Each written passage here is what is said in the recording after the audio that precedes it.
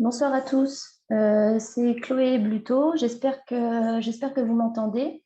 On va pouvoir commencer le cours théorique sur l'acrosport qui était prévu initialement au STAPS cet après-midi. Tout d'abord, est-ce que vous m'entendez bien tous? Est-ce que vous pouvez me faire une petite réaction avec un pouce levé pour que je sache si vous m'entendez bien?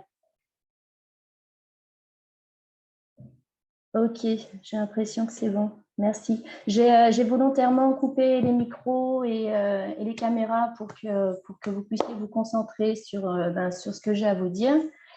Voilà. Bon, donc on va commencer. Aujourd'hui, l'objectif de la séance, ça va être de parler donc des principes de base d'Acrosport. Tout d'abord, définir l'activité Acrosport. Alors, hop, il va falloir que... Pardon. Voilà, le plan de l'intervention, excusez-moi. Donc, on va voir les origines de l'acrosport. On va voir également ensuite comment l'acrosport en est arrivé à se sportiviser et à être réglementé au niveau fédéral. On définira ensuite ensemble les enjeux de formation de la programmation de l'acrosport dans un cycle d'enseignement. Et on continuera, on passera à la majorité, à l'essentiel de ce temps-là sur des points de sécurité en acrosport. Voilà. N'hésitez pas à vous manifester s'il y a quoi que ce soit, si je vais trop vite, s'il y a des choses que vous ne comprenez pas. Bon, on va commencer. Donc, l'acrosport, vous avez... attendez.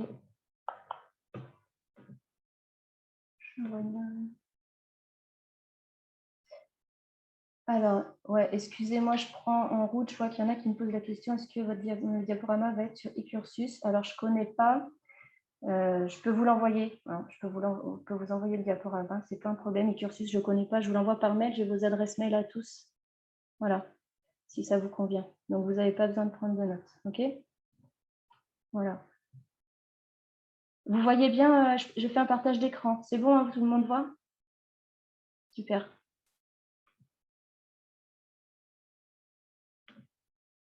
Okay.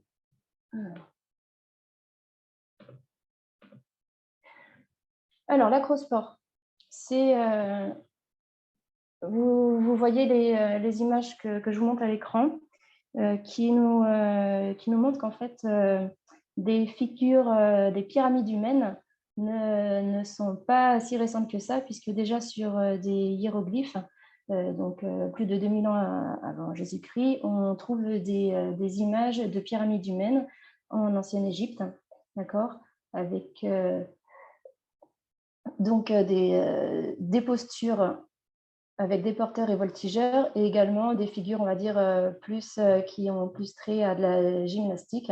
Comme vous voyez, la dame qui est en position, on va dire que ça ressemble un peu à une position de pont. Plus récemment, l'acrosport peut tirer ses origines dans des acrobaties également qui ont plus trait à du cirque, des pratiques circassiennes, comme vous montre la figure là, du mât japonais que vous voyez sur la gauche, ici. Et également ici, sur donc les représentations de sculptures avec des figures en duo, en position verticale renversée, en position sur les mains. Alors, étymologiquement, l'acrobate, il faut savoir que c'est celui qui se déplace sur ses extrémités, et on va entendre en priorité les extrémités manuelles, d'accord?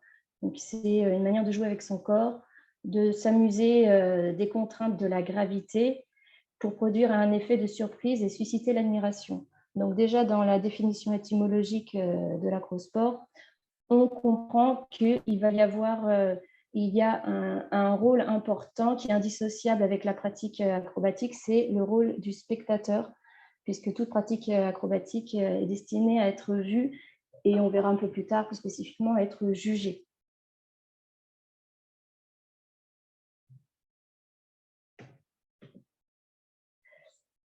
Le lien avec le cirque, on le retrouve également dans cette représentation plus récente, là. avec des pyramides également humaines.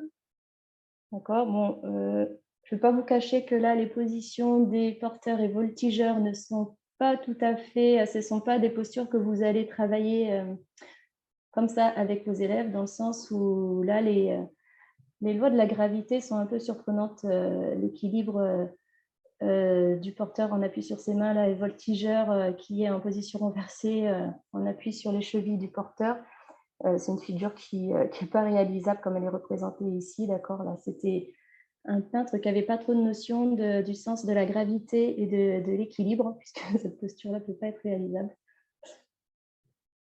Voilà, un autre. Alors, je vous invite à aller voir si vous avez le temps. Vous trouverez sur Internet facilement accessibles des vidéos sur les prestations de la compagnie XY. C'est une compagnie de cirque qui fait exclusivement en fait on va dire des portés humains acrobatiques en très grand nombre. D'accord. Donc sur scène, ils sont entre 20 et 30 acrobates, danseurs, on va dire.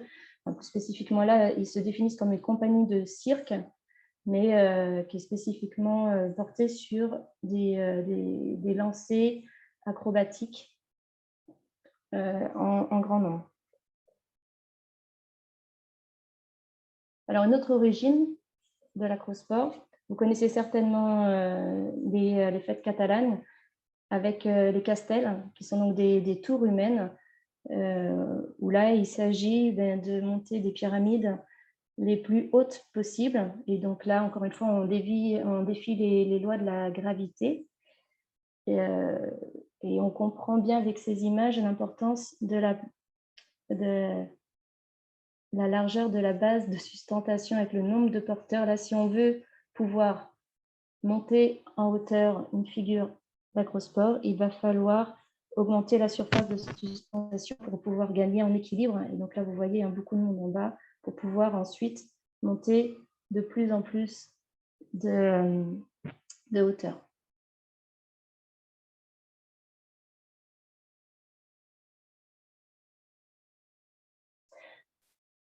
Donc l'acrosport, ça a des origines historiquement dans des pratiques circassiennes, dans des pratiques traditionnelles, culturelles, d'accord. Et également, alors plus récemment, ça s'est ancré et rapproché des pratiques gymniques.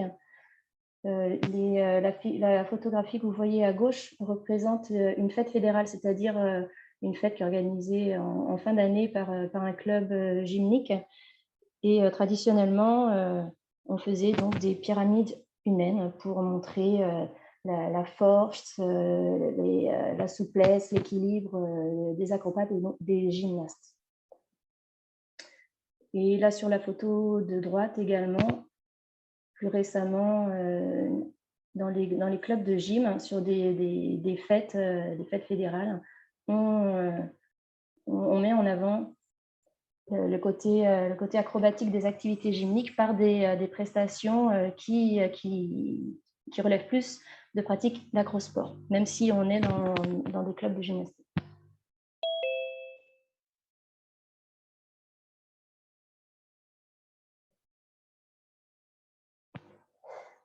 Alors, la sportivisation de l'acrosport, ça s'est fait depuis une cinquantaine d'années maintenant, avec la création de la Fédération internationale des sports acrobatiques en 1973, qui a d'abord instauré deux activités, donc l'acrosport qu'on a vu ensemble il y a 2 semaines et l'activité tumbling. Alors, je vais vous montrer une petite vidéo de tumbling pour que tout le monde voit bien ce dont on parle. Et parce qu'après, ça va nous permettre de justifier pourquoi ces deux activités ont été mises côte à côte. Alors, je me demande un petit temps. Je pense qu'il faut que j'aille sur un autre fichier. Hop.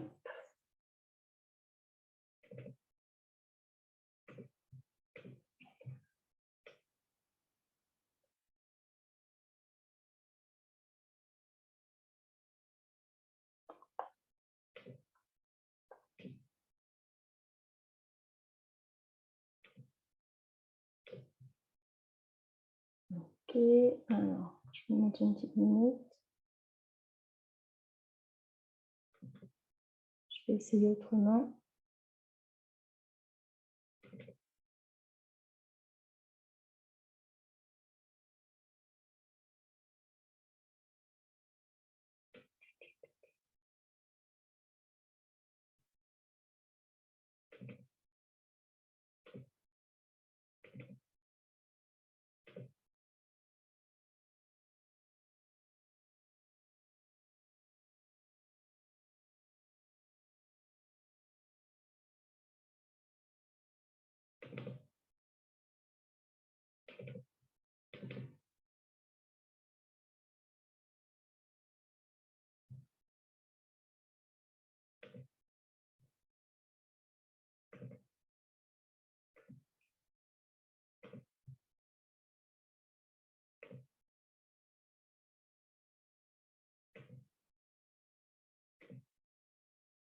Alors,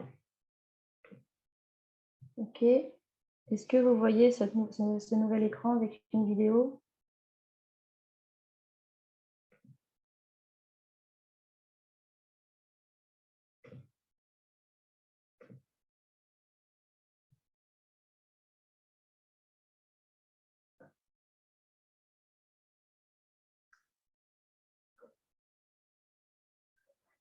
Donc ça, c'est du tumbling. Le tumbling, c'est sur une piste dynamique, d'accord? Il s'agit d'enchaîner le maximum d'acrobatie, maximum de rotation vers l'arrière ou vers l'avant. Donc, on cherche la hauteur, on cherche le nombre de rotations dans le sens longitudinal, dans le sens transversal. Donc, c'est une activité éminemment acrobatique. Et hop, voilà. On va s'arrêter là. C'était juste pour vous montrer dans quelle catégorie de pratique sportive on est. On est dans une pratique éminemment acrobatique, d'accord? C'est pour ça que l'acrosport a intégré la Fédération internationale des sports acrobatiques au même titre que le tumbling. Alors, je retourne sur mon écran.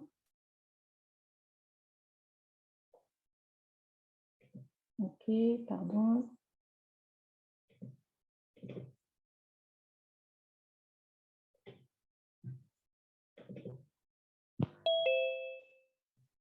Vous avez perdu l'écran, je pense, c'est ça? Vous êtes en train de me demander où est l'écran?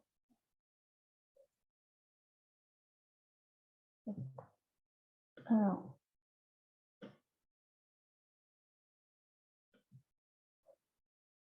on va voir deux autres vidéos du coup.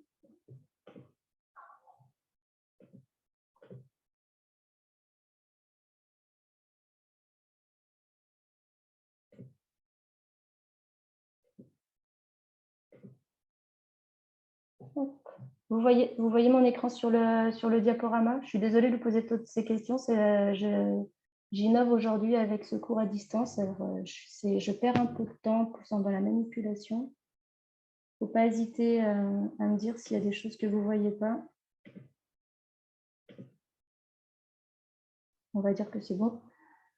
Donc, je continue. Donc, création de la Fédération internationale des sports acrobatiques en 1973. Donc, il a suivi forcément le premier championnat du monde en 1974. Mais maintenant, cette fédération internationale a été transformée en Fédération internationale des gymnastiques. Et donc, sous cette bannière, on retrouve l'acrosport aux côtés du tumbling toujours, mais également de la GAF, qui est la gymnastique acrobatique féminine, la GAM, gymnastique acrobatique masculine, GR, gymnastique rythmique, et également trampoline et aérobic. Alors, l'acrosport, aujourd'hui, c'est quoi au niveau fédéral? Il y a 5 catégories de compétition. Vous avez des duos féminins, masculins mixtes, des trios féminins et quatuors masculins. Donc, c'est toujours d'actualité. Et je vais vous montrer 3 vidéos, un quatuor masculin, un duo mixte et un trio féminin pour avoir en tête qu'est-ce que c'est l'acrosport aujourd'hui au niveau fédéral. Et ensuite, on fera le point ensemble sur vous, comment vous pourriez définir l'acrosport. Alors, On y va. Je vais vous partager ça. Hop.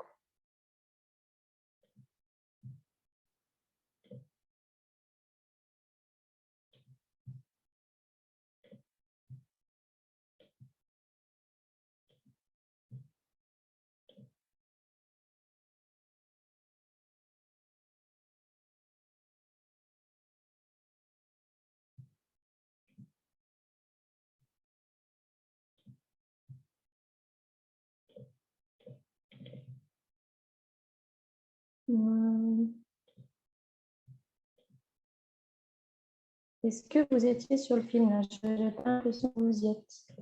Est-ce que je vous ai partagé le film correctement?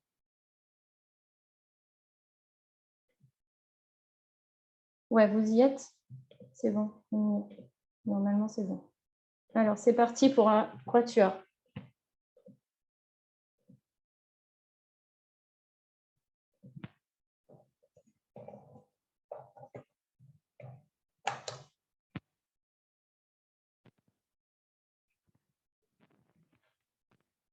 Ok.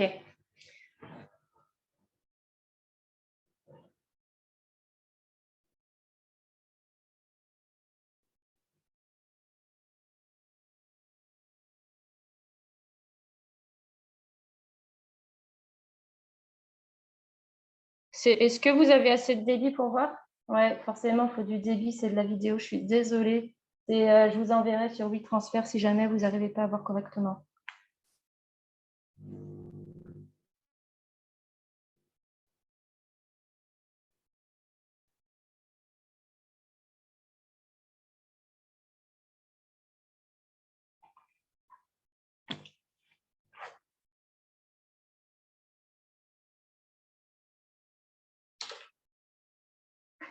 Vous voyez tout de suite la différence de physique entre les porteurs et le voltigeur. Vous comprenez pourquoi. On a des porteurs robustes et des voltigeurs tout légers.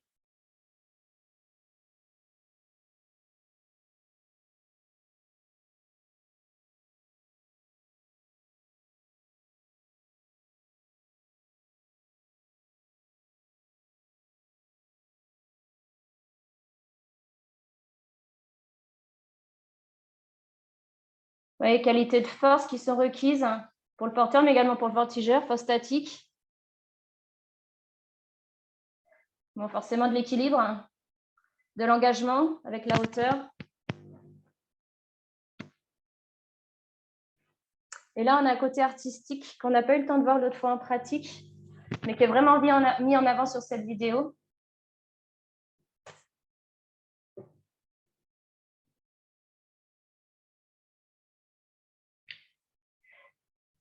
Et ce qu'on voit aujourd'hui, surtout, c'est que là, à un niveau international, ce sont des figures dynamiques qui sont faites en majorité. Figures dynamiques, c'est-à-dire qu'il y a des... vous voyez, il y a des lancers rattrapés.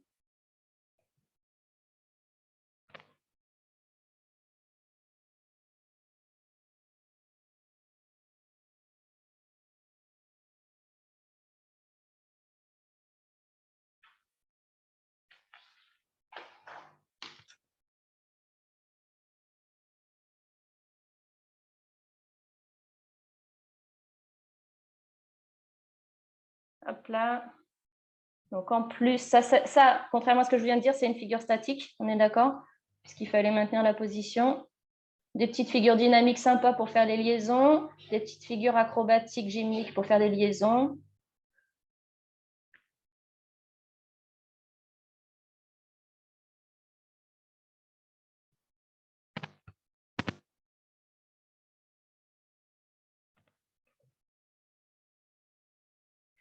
Alors ça, c'est une première vidéo sur donc trio masculin. J'aimerais bien avoir votre avis là. Est-ce qu'on peut faire ça? Est-ce qu'on peut partager? Là, vous voyez normalement le tableau blanc. Est-ce que je peux vous laisser la main pour... est-ce que vous arrivez à écrire dessus? J'aurais voulu avoir votre avis là sur ce que vous venez de voir. Pour vous, l'acrosport, une fois que vous voyez ça, ça vous fait penser à quoi? Enfin, quel mot vous avez envie de mettre sur la vidéo que vous venez de voir? Normalement, vous devriez avoir la main. Alors, A.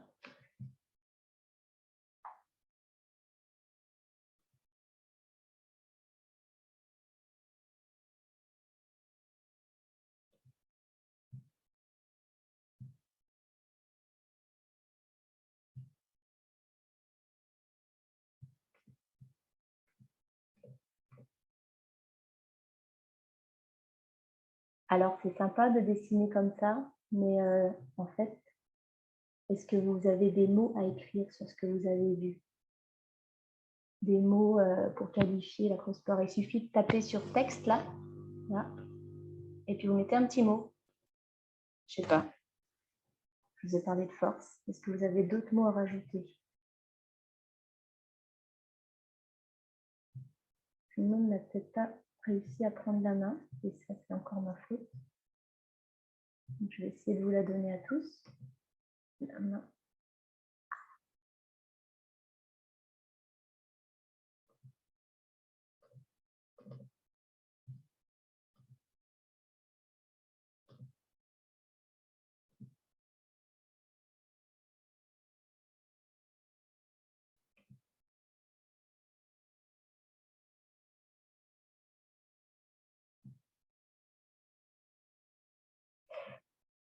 Ok, pas de problème.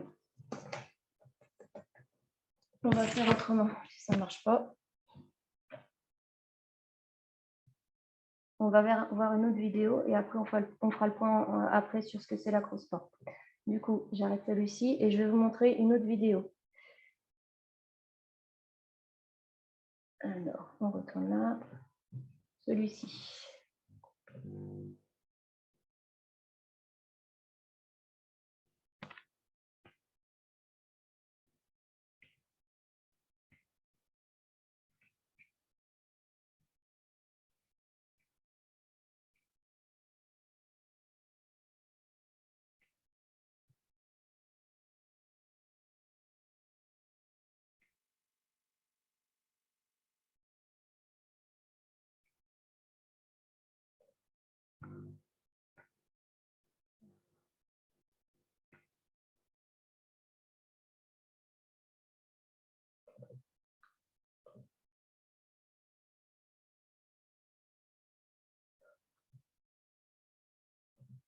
Et celui-ci, je vais vous montrer, nouvelle vidéo.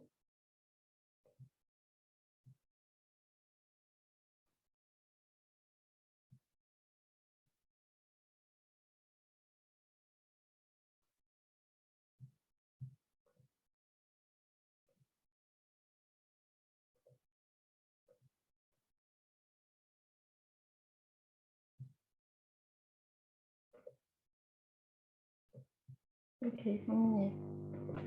Alors, on est sur un duo mixte cette fois. Donc, vu que le tableau blanc n'a pas marché, on va commenter en direct. Donc, l'acrosport. Là, on voit qu'il y a un côté artistique indéniable. Quelle qualité ça suppose? La force explosive, la synchronisation.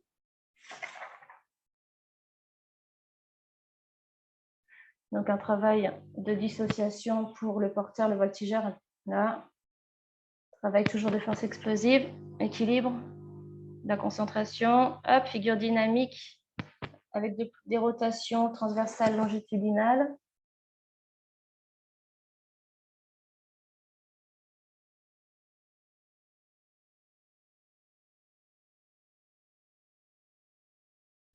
Hop là. Toujours une figure dynamique avec des rotations vers l'avant, vers l'arrière, de la souplesse, hop. Synchronisation, toujours coordination. Beaucoup de tonicité.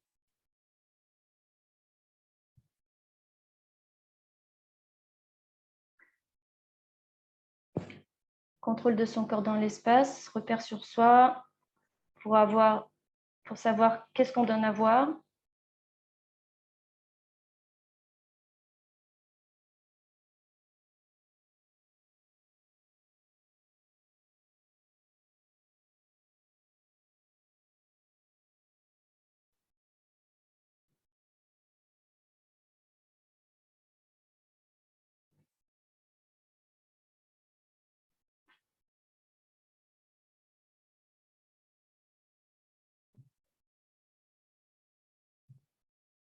OK.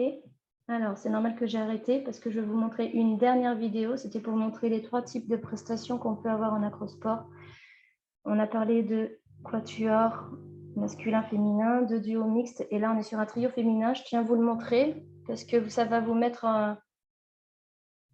montrer des qualités de souplesse et artistique qui sont encore plus importantes que celles que vous venez de voir juste à présent. Hop, alors partager, ça va arriver.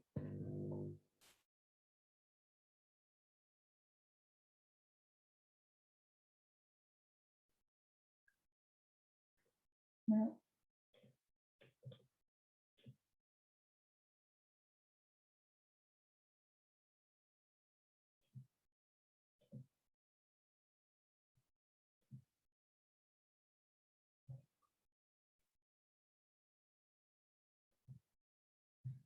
Je pense que vous ne l'avez pas encore, je le remets.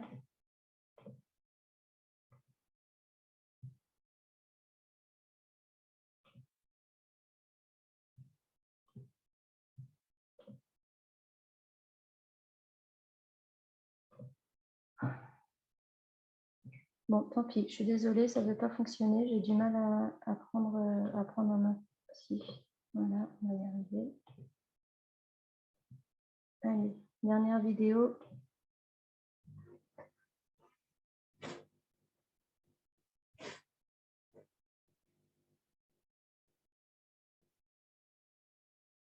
Donc, ces vidéos vous montrent aussi qu'à niveau international, hein, on a différenciation des responsabilités des acrobates. On a donc les porteurs d'un côté, voltigeurs de l'autre. Alors qu'en scolaire, on va essayer de faire travailler les élèves sur essayer de tester tous les rôles. Mais après, rapidement, c'est vrai qu'ils vont se spécialiser dans les rôles suivant leur gabarit.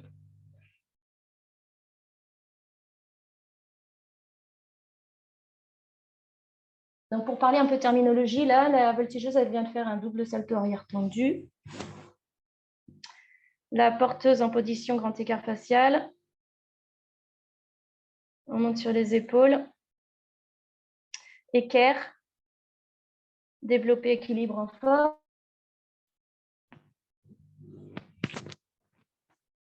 Donc, une posture d'équilibre.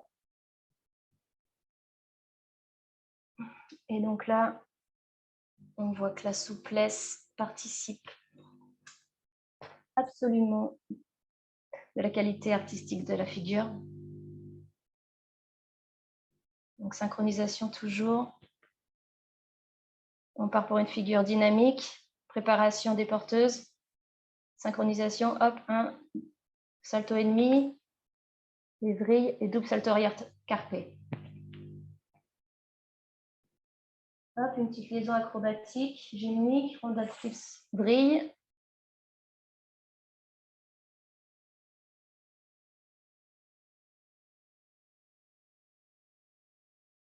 Encore des figures des liaisons. Le rôle des liaisons entre les figures acrobatiques, ce ne sont pas juste des juxtapositions de figures de pyramide statique ou de figures dynamiques acrobatiques. Il y a également des liaisons artistiques ou gymniques entre les figures. Voilà, une planche.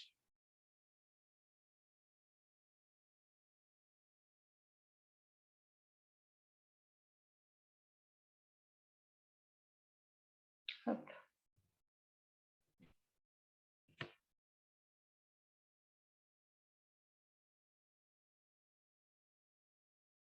Encore double salto arrière carpé et la fin sur la musique.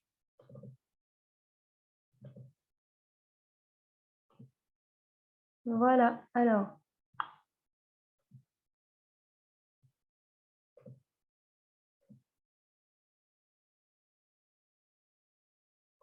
Maintenant qu'on a fini sur les vidéos, ça devrait être un petit peu plus aisé de continuer. Hop. On va continuer donc sur le diaporama. Donc, au niveau fédéral, l'acrosport aujourd'hui, ce sont des enchaînements de 2 minutes 30. où les acrobates doivent enchaîner des éléments collectifs statiques. Donc, statique, c'est tout ce qui doit être tenu au moins 3 secondes pour être validé, et des figures dynamiques, donc des figures avec des phases aériennes de lancer et rattraper. Mais vous avez aussi vu qu'entre les figures, il y a des éléments individuels qui sont soit artistiques, chorégraphiques, on va dire, soit gymniques également, acrobatiques, avec, on a vu tout à l'heure les filles qui faisaient rondade flip, vrille, c'est un élément acrobatique de liaison. Parfois, il y a des déplacements synchronisés avec la musique. Ce sont des éléments individuels qui sont imposés par les codes. Il y a un code en acrosport qui classifie les difficultés de figures qui sont réalisées.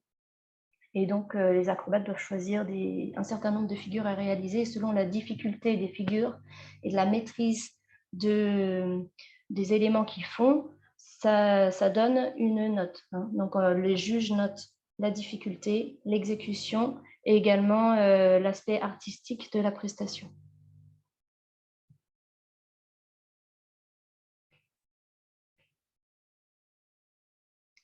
Ah, merci, je n'avais pas vu pour les petits commentaires. Spectaculaire, artistique, force, souplesse, oui, c'est les qualités de l'acrosport.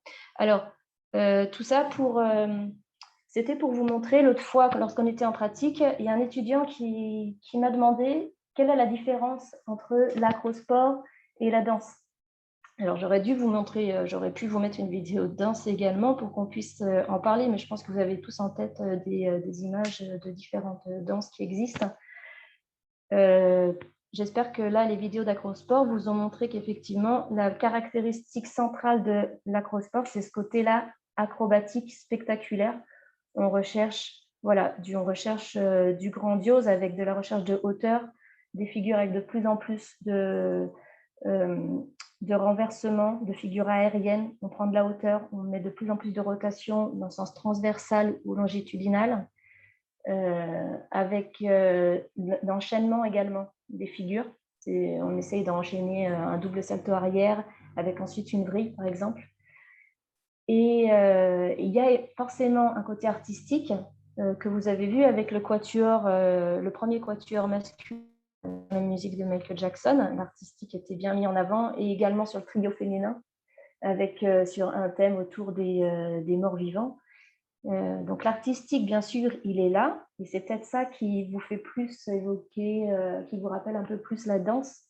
Mais l'acrosport, ce n'est pas de la danse. L'acrosport n'est pas une pratique artistique, c'est d'abord une pratique acrobatique. Et c'est important de le dire parce que quand vous lirez la définition des programmes en collège ou en lycée, les activités, l'acrosport est mis dans la catégorie le champ d'apprentissage, le 3, qui est des activités à viser, concevoir des activités à visée artistique ou acrobatique.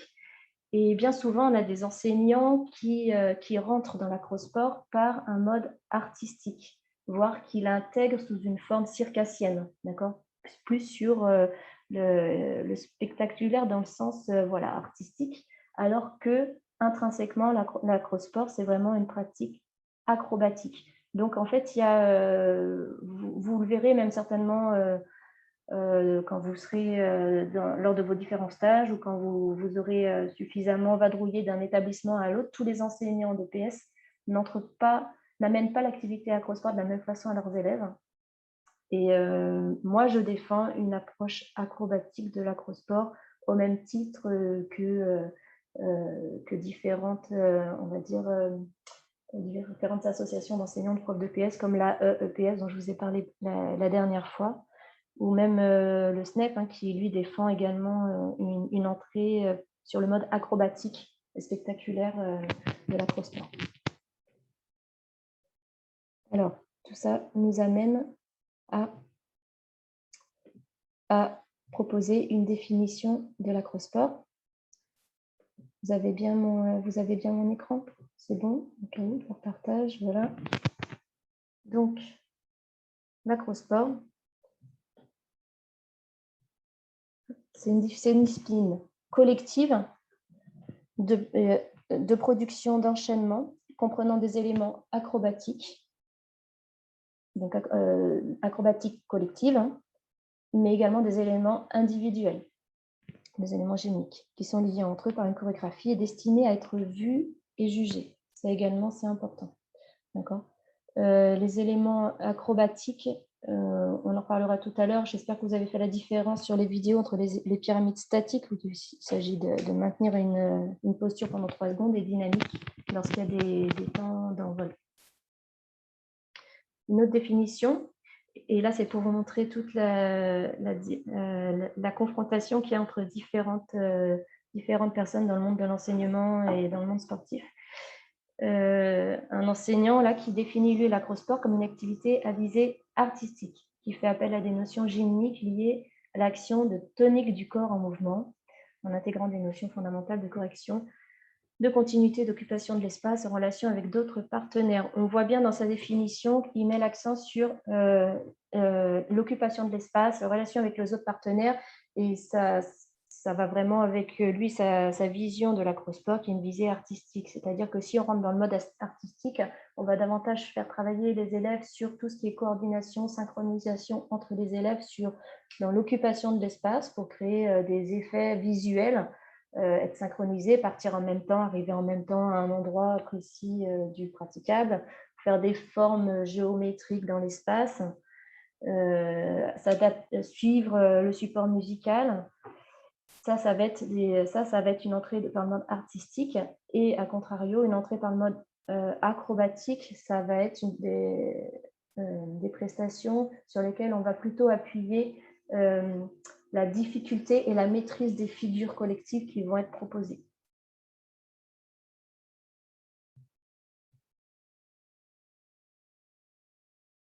Alors, moi, je vous propose cette définition qui me correspond plus, qui est celle de Mehdi Beloucha, de l'association des enseignants de PS. C'est lui qui a proposé également l'échauffement que je vous ai fait tester la dernière fois. D'accord. Donc, sur la base d'un code, les acrobates doivent jouer à résoudre la contradiction entre prendre des risques en produisant une interdépendance des formes acrobatiques. Donc, la contradiction entre prendre des risques et les maîtriser collectivement. C'est ça qui est très important. On va dire que c'est le problème fondamental de l'acrosport, c'est prendre des risques et les maîtriser. C'est ce problème fondamental-là, entre la prise de risque et la maîtrise, c'est un problème fondamental qu'on retrouve dans d'autres activités, hein, je pense aux APPN, mais également plus proche, hein, la gymnastique également. Par contre, ce qui est important également, c'est quand on parle sur la base d'un code.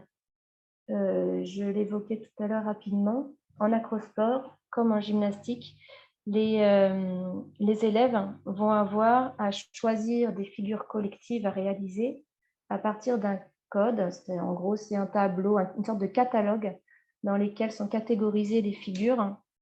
En acrosport, on peut avoir des figures. Alors moi, je vous ai proposé l'autre fois un code par catégorie avec des voltigeurs en position semi-renversée, voltigeurs en position renversée, voltigeurs en position équerre, figure en contrepoids. Mais on peut aussi avoir un classement par nombre de protagonistes. On peut avoir en duo, en trio, en quatuor. Donc le code, c'est une sorte de catalogue qui trie les figures en fonction de leur difficulté. D'accord ? Et le principe de la conception d'un enchaînement d'acrosport, ça va être de choisir des figures, alors les plus difficiles possibles, puisque plus c'est difficile, plus ça va être valorisé dans la note en termes de difficulté présentée. D'accord ? Donc, présenter des figures acrobatiques les plus difficiles possibles, mais les mieux maîtrisées, puisque, et là c'est la même chose si vous faites faire de la gymnastique à vos élèves, le principe des activités gymniques et acrosport, c'est prendre des risques et, encore une fois, les maîtriser. Donc, il vaut mieux présenter une figure acrobatique plus simple, mais maîtrisée, plutôt que de s'engager sur des figures acrobatiques plus difficiles, plus risquées, et d'échouer lors de la réalisation. Ça va entraîner forcément une note de jugement qui sera moins bonne. Donc, pour continuer, et moi, c'est ce que je défends, la gymnastique acrobatique, ce qu'on appelle la GAC, l'acrosport, c'est fondamentalement acrobatique. D'accord ? Donc, on retrouve le problème fondamental de prendre des risques et les maîtriser.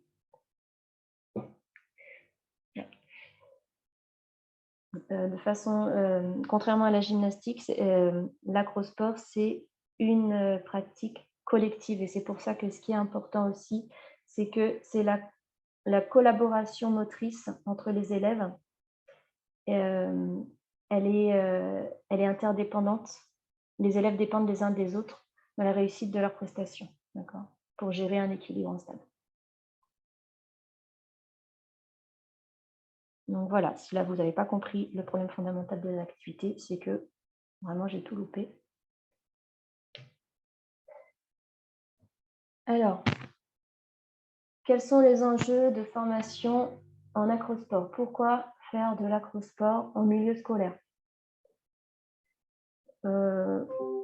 Du coup, j'ai envie de vous laisser la main un petit peu pour répondre avant de vous montrer mes réponses. Vu que le tableau blanc ne fonctionne pas, est-ce que vous voulez bien utiliser le mode discussion avec le chat? Qu'on voit un peu, selon vous, pourquoi est-ce qu'il serait intéressant de programmer de l'acrosport en milieu scolaire pour vos élèves? Ah yes, ça fonctionne. Qui c'est qui me met ça?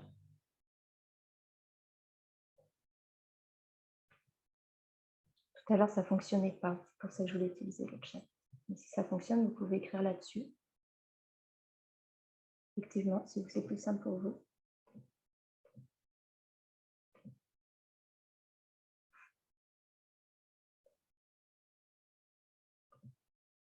Alors, il n'y a que Joy Birarda qui veut validation, affichage, annoter. On va faire une formation rapide à l'utilisation de yes, annoter. D'accord, donc on peut annoter directement sur mon truc. Et oui, ça fonctionne. D'accord. Merci. Super. Donc, vous avez tout compris. Vous allez dans annoter, en haut. Enfin, moi, c'est en haut. Vous sélectionnez texte. Et puis, j'aimerais bien que vous...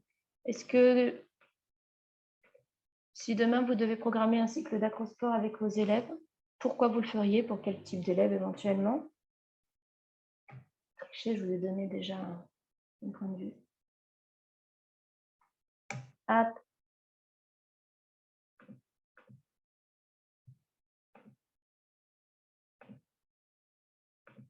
Tout le monde est parti. Tout le monde est parti ou je vous ai tous endormis? C'est ça?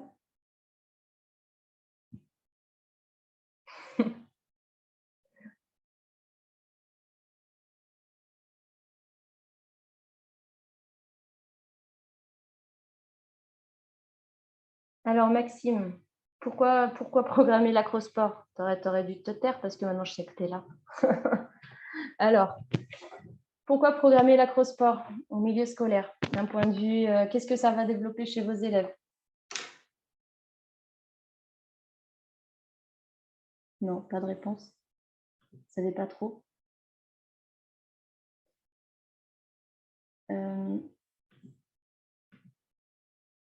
Est-ce que, du coup, le contact, ouais, le contact en temps de Covid, on est d'accord, le contact, accepter le contact, accepter son corps, accepter qu'un camarade entre dans la sphère intime, on va dire, oui, le contact, au même titre que les activités rugby, les activités lutte ou judo, accepter le contact, c'est très important. Confiance en soi, confiance aux autres, oui, également. Un projet collectif,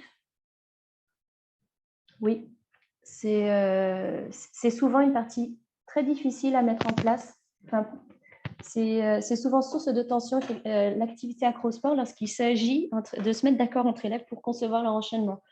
C'est un gros travail méthodologique. Comment est-ce qu'on fait pour se mettre d'accord? Quel choix de figure?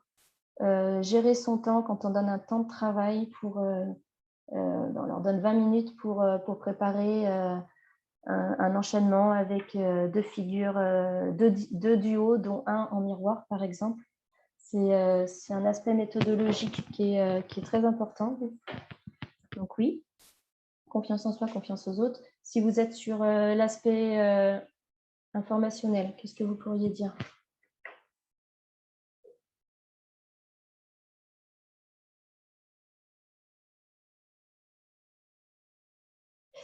Alors, je vois, oui, ben voilà, il y en a qui écrivent.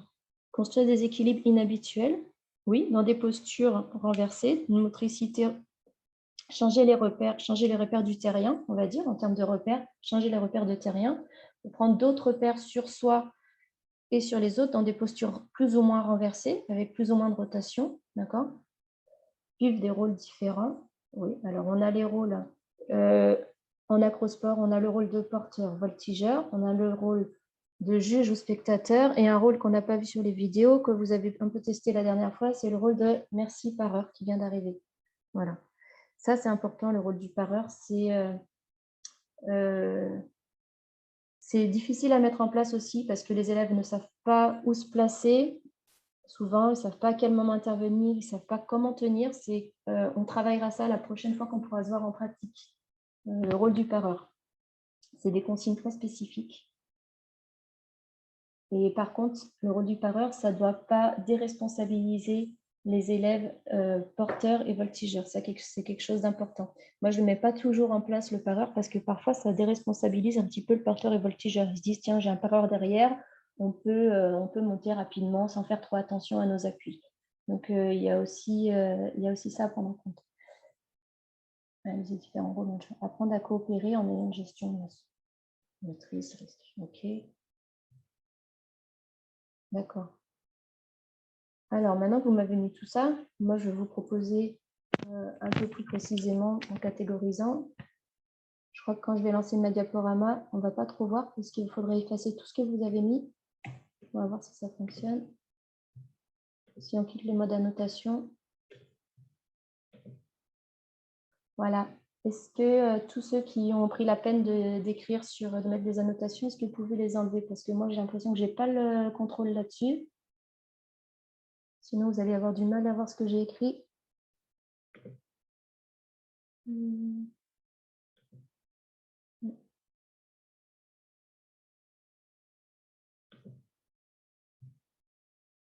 Allez, s'il vous plaît, on enlève ce qui est en bleu.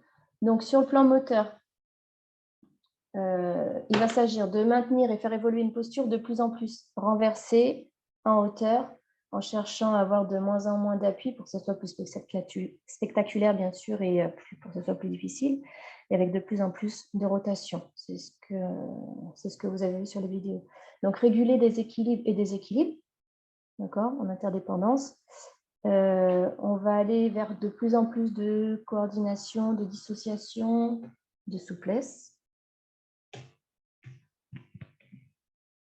Sur le plan énergétique, on n'a pas parlé du mode énergétique, il va s'agir d'enchaîner des postures de plus en plus exigeantes énergétiquement pour le porteur, surtout qui va apporter souvent, vu qu'on cherche, plus on va chercher la difficulté, moins le porteur aura de surface d'appui pour tenir son voltigeur, ou alors il portera sur les mains au lieu de porter sur son dos, donc ça c'est plus coûteux énergiquement, d'accord. Plus on va aller sur des figures dynamiques, on va rechercher l'amplitude aérienne, ça va demander de plus en plus d'explosivité et de puissance pour le porteur. La force statique également du voltigeur va être de plus en plus sollicitée pour maintenir des figures en position de plus en plus renversée sur des surfaces d'appui de plus en plus réduites. Donc, ça va solliciter forcément la force statique. Sur le plan informationnel, on en a parlé, affiner ses repères visuels, tactiles et proprioceptifs sur soi et sur les autres. La proprioception, on est tous d'accord, c'est percevoir les changements de mouvement, les variations d'équilibre dans son corps, mais également quand on est en interdépendance avec son porteur ou son voltigeur, au niveau de la prise manuelle ou la prise de l'appui des pieds, c'est essayer de sentir ces mouvements de déséquilibre ou d'équilibre. Prendre conscience de l'image de son corps dans l'espace. Ça également, ça va être important et c'est quelque chose qui va pouvoir être construite avec l'aide de l'outil numérique. Là, en acrosport, c'est vrai que c'est une activité qui se prête vraiment à l'utilisation des tablettes pour que les élèves se rendent compte de ce qu'ils donnent à voir lorsqu'ils font une pyramide. Une pyramide, pardon, ou un élément, quel qu'il soit, ou même un enchaînement. Des fois, ils pensent qu'ils sont alignés alors qu'ils ne le sont pas du tout. Ils pensent qu'ils sont synchronisés dans l'espace et dans le temps, alors qu'en fait, grâce à la vidéo, on se rend compte qu'en fait, il y a des décalages. Et ça, donc, c'est aller vers une prise de conscience de ce qu'on donne à voir. Prendre des repères visuels sur les autres et sur l'espace également pour se synchroniser. Sur le plan relationnel, donc on a parlé de jouer différents rôles, respecter l'autre et ses limites. D'accord. Ça, c'est important dans le sens aussi où respecter l'autre et les limites des autres, ça va être dans le choix des figures. Tout à l'heure, on a parlé également de construire un projet collectif. C'est souvent ça, là où ça va être difficile, c'est de se mettre d'accord sur qu'est-ce qu'on présente. On a des élèves qui vont vouloir s'engager dans des figures difficiles, mais par exemple, s'il y a une contrainte de faire un élément en miroir, il va falloir se baser sur la figure que tout le monde sait réaliser. Quelle est la figure que tout le monde maîtrise le mieux pour présenter le meilleur miroir possible. Voilà, donc c'est avoir conscience de ses limites et des limites de ses partenaires pour mettre personne en difficulté et également pour présenter le meilleur enchaînement possible. Sur le plan émotionnel, accepter le contact, connaître ses possibilités, celles des autres, et faire des choix en conséquence. Est-ce que vous voyez comme moi tous ces mots en bleu toujours que vous avez écrits tout à l'heure sur le mode annotation? Là, je suis embêtée parce que moi, ça me gêne dans ma lecture et je suppose que vous aussi, si vous les voyez. Si vous ne les voyez pas, c'est bon. Oui, on les voit, d'accord. Alors, ah, merci. C'est beaucoup mieux comme ça. Sur le plan émotionnel, on a déjà dit. Sur le plan cognitif et méthodologique, agir en sécurité pour soi et pour les autres, ça va être la priorité en acrosport. Agir en sécurité pour soi et pour les autres. Alors, je l'ai mis sur le plan cognitif et méthodologique, mais ça peut également être mis sur le plan moteur, parce que agir en sécurité, c'est aussi savoir où on pose ses appuis pour ne pas faire mal à son porteur. D'accord ? Donc, concevoir un enchaînement, répéter, mémoriser un enchaînement, c'est quelque chose aussi auquel on ne pense pas, mais il y a un temps de mémorisation. Parfois, il va falloir donner des outils aux élèves pour les aider à mémoriser leur enchaînement, les faire écrire, les faire coller leur choix de figure sur des feuilles sur lesquelles ils vont dessiner leur enchaînement pour les aider à mémoriser leur enchaînement. Et également, juger et apprécier la qualité d'une production à partir d'un référentiel commun. Voilà. Hop. Donc, on en vient à pourquoi faire de l'acrosport au milieu scolaire. Donc, tout à l'heure, c'est une des premières réponses qui m'avait été donnée pour travailler sur la prise et contrôle du risque avec des figures aériennes et acrobatiques. D'accord. Donc, voilà, prise et contrôle du risque, on a dit c'est une problématique commune en APPN, mais là, on est vraiment sur des changements de référentiel en termes moteurs. Donc, on va être sur des figures aériennes et renversées, des figures acrobatiques. Donc, c'est ça qui diffère des APPN. Pourquoi faire de l'acrosport? Parce que c'est une activité qui plaît bien aux enfants, parce que c'est collectif, d'accord? Et c'est plutôt ludique. Il y a une sorte de défi. Allez, on va essayer de faire celle-là de pyramide parce que il y a de la hauteur, on va monter sur les épaules du camarade, ou alors ouais, on va essayer un salto à 3, 2 porteurs, un voltigeur, tu me tiens, on va faire un salto. C'est des choses. En acrosport, on va pouvoir s'engager sur des figures acrobatiques qu'on ne pourrait pas faire avec des élèves en gymnastique. Là, grâce aux porteurs, et on testera la prochaine fois en pratique, vous allez pouvoir faire des flips, des saltos avant, des saltos arrière à vos élèves sans qu'ils aient un bagage moteur trop important et sans prendre de risques. Ça, pour le coup, c'est l'avantage en acrosport, de vraiment les faire tester qu'est-ce que c'est de l'acrobatie. permettent à tous les élèves d'être acteurs dans une production grâce à la variété des rôles. Là, également, par rapport à la variété des rôles, j'insiste, c'est en scolaire, on va forcément d'abord demander aux élèves de tester tous les rôles, porteurs et voltigeurs. Mais après, plus on va avancer dans les niveaux de pratique, plus on va aller sur une spécialisation des rôles. D'accord. Mais en premier niveau, et c'est de la même façon, il y en a qui m'ont posé la question pour des élèves qui sont en surcharge pondérale. Est-ce qu'il y a un élève qui est en surcharge pondérale, on va pouvoir le mettre dans le rôle de voltigeur? Oui, il faut lui trouver. Il y a des figures très simples qui peuvent être faites avec des élèves en situation de surcharge pondérale. Alors forcément, on ne pourra pas leur faire des saltos, on ne pourra pas les faire monter sur les épaules de quelqu'un, mais des choses très simples comme 2 porteurs à 4 pattes côte à côte et un voltigeur qui monte sur leur bassin, un pied sur le bassin de chaque porteur, c'est possible avec une parade derrière, ou alors un porteur à genoux et un voltigeur qui vient monter debout sur les genoux, avec éventuellement un autre porteur qui est derrière, qui soutient le voltigeur. Enfin, c'est possible. Si vous voulez, on pourra en parler la prochaine fois en pratique, si vous avez des questions là-dessus. Voilà, valoriser les élèves de forte corpulence. Là, j'ai mis rôle prépondérant en porteur. Donc forcément, comme on va aller sur une spécialisation des rôles, c'est sûr que les élèves les plus forts vont être principalement porteurs, mais on va d'abord leur faire tester également les rôles de voltigeurs.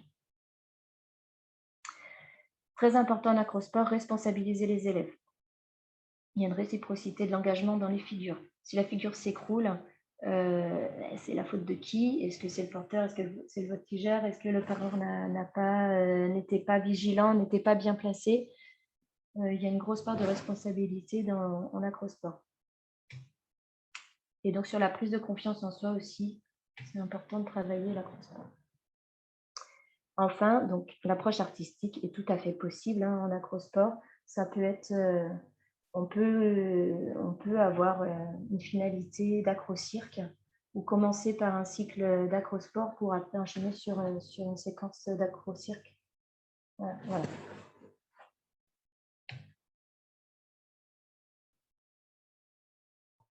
Donc là, on reparle des 3 rôles essentiels, les 3 rôles de base en acrosport.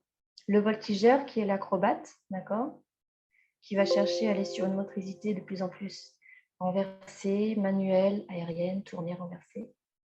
Le porteur en acrosport, c'est le rôle central, c'est le pilier des pyramides, c'est le rôle prioritaire, d'accord? C'est grâce à lui que tout est possible. On peut avoir un mauvais voltigeur, mais pas un mauvais porteur, sinon tout s'écroule. Et le joker, là, ce qu'on appelle joker, c'est la parade, d'accord? C'est l'élève qui aide au montage et au démontage, ou qui est là en sécurité, on va dire, pour donner confiance au voltigeur. Sécurité affective. Je reviens juste là. N'apparaît pas le rôle de juge spectateur, qui n'a pas été mis, mais qui est également qui fait partie des 4 rôles importants en acrosport. Bon, rapidement, mais vous avez compris, en acrosport, on a 2 types de figures. Les figures statiques, qu'il faut tenir 3 secondes pour être validées, les figures dynamiques, avec des changements, des phases aériennes et des phases d'impulsion-réception, souvent. Principe de complexification des figures. On en a parlé la dernière fois. Et là, je pense qu'avec les vidéos, c'est très clair pour vous. Plus on va avancer dans les niveaux, plus on va avancer dans les difficultés, plus on va rechercher la hauteur des pyramides, la rotation, la hauteur des actions, des phases d'envol, d'accord? On va augmenter le nombre total. Alors, plus il y a de porteurs et de voltigeurs, plus ça va être difficile également à mettre en place, puisqu'il faut se synchroniser sur le montage, démontage, pour que ça soit fait rapidement. Pour complexifier les figures, on va également chercher diminuer les surfaces d'appui, les surfaces de contact, d'accord? Aller vers des actions de plus en plus enchaînées, de plus en plus amples. Des appuis de plus en plus manuels. Alors voilà, j'espère que vous ne vous êtes pas perdus. Là, c'était la première partie sur donc, présentation de l'acrosport. On a vu qu'est-ce que c'était l'acrosport, quel était l'enjeu fondamental de l'acrosport, prise et maîtrise du risque, d'accord, et pourquoi programmer de l'acrosport en milieu scolaire. On va maintenant prendre le temps de parler de sécurité en acrosport, puisque ça fait partie du problème fondamental, et vous, de vos responsabilités d'enseignant, d'assurer la sécurité des élèves, parce que c'est quand même une activité qui présente des risques, il ne faut pas se le cacher, pour éviter que les élèves s'engagent dans des figures trop difficiles ou qui prennent des risques inconsidérés. Il y a certaines règles à respecter, des choses très simples à mettre en place qu'on va voir ensemble.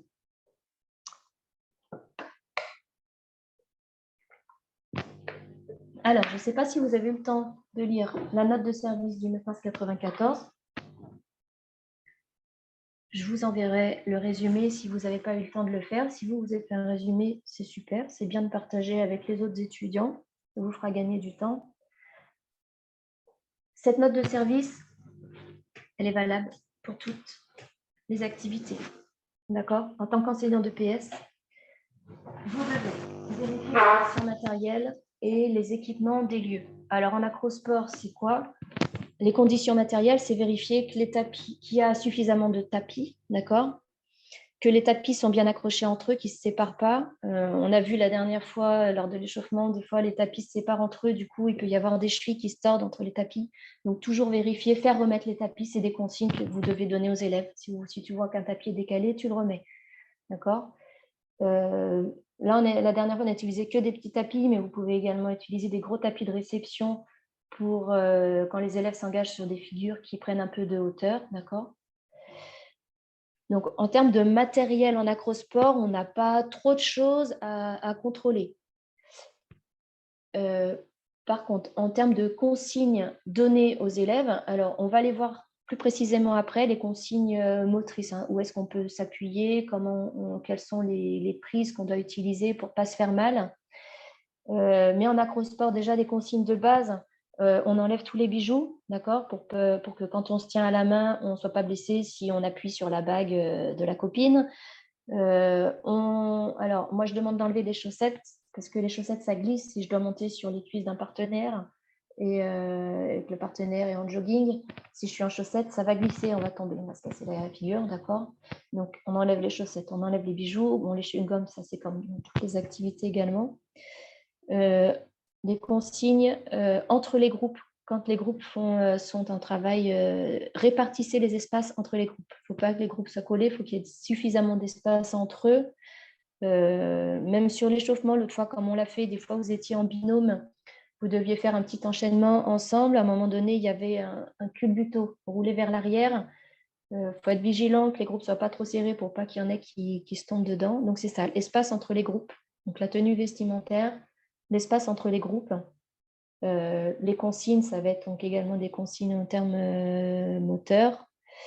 Les consignes, vous pouvez, c'est bien, il faut le dire oralement, pour que les consignes soient appropriées, faites-les verbaliser, faites-les répéter, et aussi quelque chose de très simple, vous pouvez les afficher. Vous utilisez, si vous avez un tableau, vous les écrivez au tableau, sinon vous utilisez des posters, quelque chose qui soit visible et sur lesquels vous pouvez vous référer, d'accord, et que les élèves peuvent voir tout le temps, d'accord. En termes de maîtrise du déroulement du cours, alors des choses que vous allez retrouver dans toutes les activités. En EPS, on commence toujours par un échauffement. Votre échauffement, là, comme on fait de l'acrosport, dans votre échauffement, il va falloir qu'il y ait forcément un travail d'échauffement de la colonne vertébrale avec des enroulements de la colonne, d'accord, roulement, déroulement pour échauffer, puisqu'après, on va avoir des rotations, ils vont s'engager sur des éléments de liaison, il y aura forcément des élèves qui vont faire des roulades, donc leur apprendre à enrouler la nuque, et ça se fait dès l'échauffement. Sur l'échauffement, vous allez également revoir tout ce qui est tonicité du corps. C'est quoi un corps aligné? C'est quoi un corps tonique? Pour qu'ils prennent conscience de leur corps dans l'espace et également des sensations proprioceptives. C'est quoi un corps tonique? C'est quoi un corps mou? Ça fait partie de la maîtrise du déroulement du cours. Donc, leur donner ces repères-là dès l'échauffement, d'accord? Donc, enroulement, tonicité, c'est les deux choses essentielles sur l'échauffement. En termes de déroulement du cours, vous avez la responsabilité aussi des figures sur lesquelles vous les faites travailler. Et l'autre fois, on a parlé du droit de montée. Vous savez, c'est-à-dire que vous allez d'abord proposer des figures simples à vos élèves et ils auront le droit de passer à une figure plus complexe uniquement quand on aura pu valider les premiers niveaux de figures. Donc, on ne peut pas les lancer tout de suite sur des figures trop compliquées. Même chose, si vous voulez les faire travailler sur des figures avec des voltigeurs en position renversée, à l'équilibre, hein, en ATR, est-ce que vos élèves savent faire l'ATR? Ça, il va falloir vous le vérifier avant de leur proposer des figures d'acrosport avec des ATR dedans. Donc, c'est ça qu'on entend par maîtrise du déroulement du cours. D'accord? Un échauffement qui amène à ce que les élèves vont faire après, et également sur le choix des figures que vous allez leur amener. Et donc, dernier point qui est évoqué dans cette circulaire du 9 mars 1994, c'est de prendre en compte le caractère dangereux ou non du cours. Donc là, effectivement, en acrosport, le caractère dangereux, il est sur la prise de hauteur que vont avoir à prendre les élèves. Donc là, vous pouvez parer à ça en aménageant les conditions matérielles, en leur donnant des consignes précises, en maîtrisant le déroulement du cours, c'est-à-dire qu'ils ne vont pas tout de suite monter debout sur les épaules d'un porteur. Avant de monter debout sur les épaules d'un porteur qui sera lui-même debout, vous allez d'abord vérifier qu'ils savent monter debout sur les épaules d'un porteur qui va être à genoux, voire est-ce qu'il sait déjà monter assis sur les épaules d'un porteur qui est à genoux. D'accord ? Donc voilà pour la circulaire du 9 mars 1994. Est-ce que vous avez des questions par rapport à ça? N'hésitez pas s'il y a des choses que vous ne comprenez pas, si c'est incohérent. Non? Ok. Donc ça, c'est juste pour enfoncer le clou, hein, mais pour parler de sécurité sur un autre angle de vue. On parle de sécurité passive ou sécurité active. La sécurité passive, c'est tout ce que vous allez mettre en place, on va dire, avant le début du cours pour que tout se passe bien. Donc, vérifier les conditions matérielles, les conditions vestimentaires de vos élèves, l'espace, est-ce qu'il y a assez d'espace? Et les conditions de... Oui, ça aussi, mais la maîtrise du déroulement du cours, j'ai oublié d'en parler tout à l'heure, c'est important. La maîtrise du déroulement du cours, c'est vous devez à tout moment du cours voir tout ce qui se passe. Donc, essayez de jamais avoir dans votre dos des élèves qui sont en train de faire une figure, surtout des figures plus risquées, on va dire, d'accord? Conditions de surveillance ou orienter votre surveillance sur des groupes qui sont plus agités ou sur les groupes qui, vous savez, vont s'engager sur des figures plus difficiles. Donc ça, c'est de la sécurité passive qui est de votre responsabilité, on va dire, à vous et en amont du cours. La sécurité active, ne vous inquiétez pas, il y a beaucoup de termes là, il ne faudra pas retenir tout ça par cœur. Les principes généraux, ça c'est des choses qu'on a dans toutes les activités, hein, faire en sorte que vos élèves soient concentrés, faire l'échauffement, vérifier le matériel, on en a déjà parlé. Qui va m'intéresser surtout, c'est les principes gyniques que vous avez au milieu.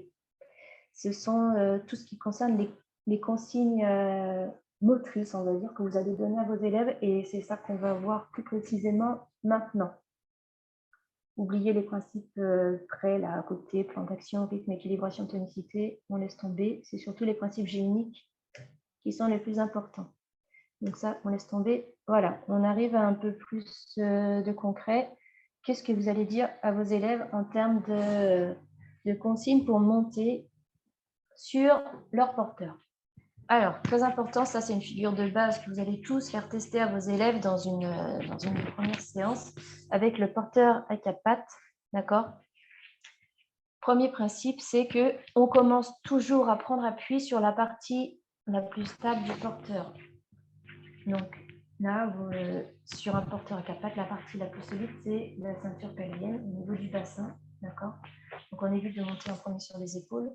Et surtout, on protège la colonne vertébrale. Il est absolument interdit de poser son pied sur le milieu du dos. D'accord? De la même façon, la nuque interdit. Vous avez vu tout à l'heure sur les vidéos des voltigeurs qui prenaient appui sur la tête de leur porteur. Nous, on ne va pas faire ça en scolaire. D'accord? Donc la nuque interdit. Le dos interdit. Les seuls endroits solides sur lesquels on peut prendre appui, là, quand le porteur est dans cette position-là, c'est la ceinture pelvienne et la ceinture scapulaire.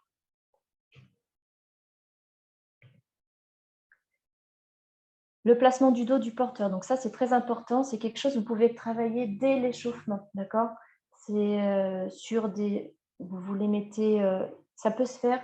Le placement du dos, je reviens à la vidéo d'avant. Si vous voulez travailler à l'échauffement avec vos élèves, tout simplement, les élèves se mettent à 4 pattes et vous faites la position du chat à 4 pattes. Dos plat, dos creux. Dos creux, c'est quand on lève la tête, on cambre le dos, on sort les fesses. D'accord? C'est une position qui va bien les faire rire. Et donc cette position-là, dos creux, est interdite. Et en acrosport, on cherche la position dos plat, c'est-à-dire la tête dans la nuque dans l'alignement du dos, on regarde ses mains et le bassin en rétroversion. D'accord?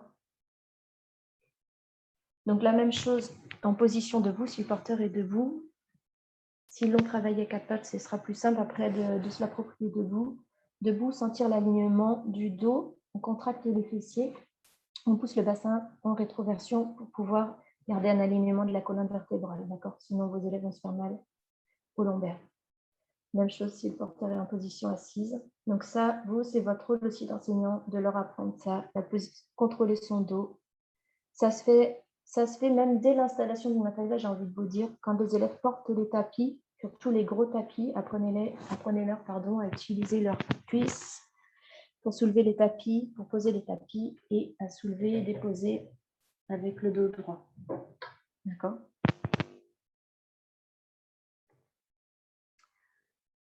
Alors, un autre principe d'efficacité et de sécurité, pour le coup, c'est le verrouillage des épaules. Quand le porteur est en appui, et le voltigeur, après, aura également la même consigne quand il fera des figures en équilibre sur les bras, les coudes doivent être verrouillés. Verrouillés, ça veut dire que les mains doivent être positionnées plutôt vers l'extérieur, d'accord? En supination. On pousse dans les épaules, bras tendus. On peut ouvrir les doigts également pour augmenter la surface d'appui. Et ça permet donc d'aligner les épaules avec les poignets et donc d'avoir un meilleur appui, une meilleure force pour résister lorsque le voltigeur va monter sur son dos.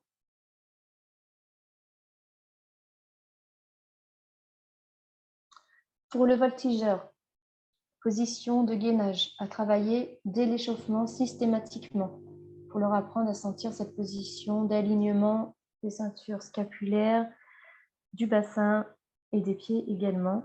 Donc là, c'est pour protéger les lombaires, d'accord? Le gainage, vous aurez un travail à faire pour la prochaine fois. Trouver des situations pour travailler le gainage avec vos élèves, des situations ludiques, d'accord? Pour qu'ils intègrent cette position-là. Donc, dès que vous voyez ça, on arrête tout de suite la figure pour éviter qu'ils se blessent. Ça c'est le rôle aussi. C'est pour ça qu'en acrosport, c'est important. Quand vos élèves sont en groupe, on a des porteurs, on a des voltigeurs. Et l'élève, si vous avez un 4e élève dans le groupe, il est à la parade, mais il est aussi à l'observation et c'est lui qui va aider le voltigeur à contrôler sa posture. Parce que chez les débutants, au début, les voltigeurs, les élèves ne vont pas sentir quand ils creusent le dos. C'est assez compliqué à sentir pour des débutants. Et donc, c'est là que le rôle de spectateur et de juge va être très important pour guider les voltigeurs. Attention, ton dos est creux, hop, on contracte les fessiers, on remonte le dos plat, quitte à donner une petite impulsion sous le ventre pour faire remonter le ventre.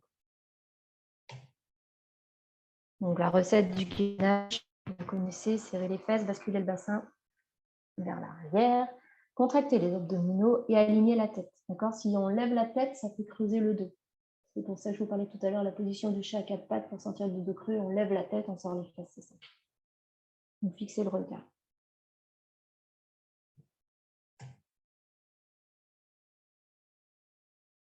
Alors, là, on parle, c'est le programme pour parler du rôle de la parade, du joker, d'accord? Un premier niveau, le joker, c'est l'élève qui va être sur le côté et qui n'est pas du tout vigilant à ce qui se passe, ce que font ses partenaires. Et donc là, forcément, s'il y a une chute, il ne peut pas intervenir parce qu'il n'est pas concentré, il ne sait même pas ce que font ses partenaires. Et il risque même, lui, de se blesser, de se prendre quelqu'un sur le museau. Deuxième niveau, le joker est là, il est vigilant, il regarde ce qui se passe, sauf qu'il ne sait pas où se placer, donc il est forcément trop loin ou il ne va pas pouvoir intervenir au bon moment. Donc nous, notre rôle, ça fait partie des consignes qu'on va devoir donner aux élèves, ça va être de leur apprendre où se placer et à quel endroit intervenir. D'accord? Alors effectivement, pour intervenir, c'est important d'être, pour pouvoir agir vite, d'être prêt à avoir les pieds décalés, les jambes légèrement fléchies pour agir plus vite, d'accord?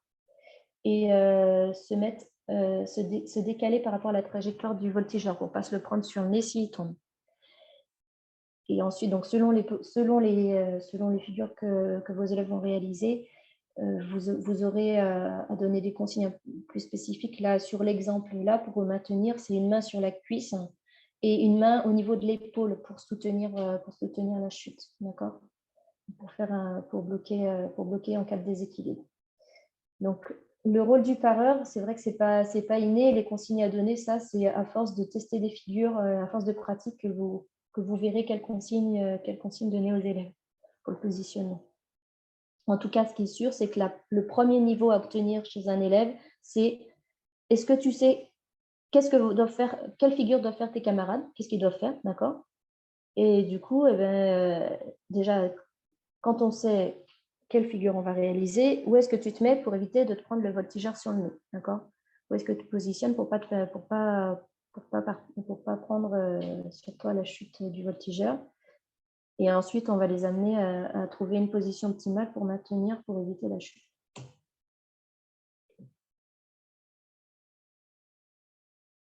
Alors, on en vient des contenus d'enseignement plus spécifiquement. Quelles consignes on donne aux porteurs pour assurer la sécurité du porteur et du voltigeur? Première chose, quand on est porteur, on ne doit pas porter, on va leur dire c'est 10 secondes maximum pour la figure. Hein, on est sur des figures statiques parce qu'en dynamique, en principe, ça ne sert jamais plus de 10 secondes. Donc, ne pas tenir trop longtemps. Okay. Si on ne veut pas tenir trop longtemps, ça veut dire qu'avant de faire la figure, on sait tous les deux, que les porteurs et les voltigeurs savent sur quelle figure on va monter et dans quelle ordre on la monte. Vous l'avez testé l'autre fois, et il y a eu des temps, des fois, d'hésitation. Le porteur a dû attendre 1 minute avant que le voltigeur se place. Et après, forcément, ça augmente le risque de chute et de blessure. Donc, on se met d'accord, qu'est-ce qu'on fait? 10 secondes maximum, comme ça, pour monter, pour descendre.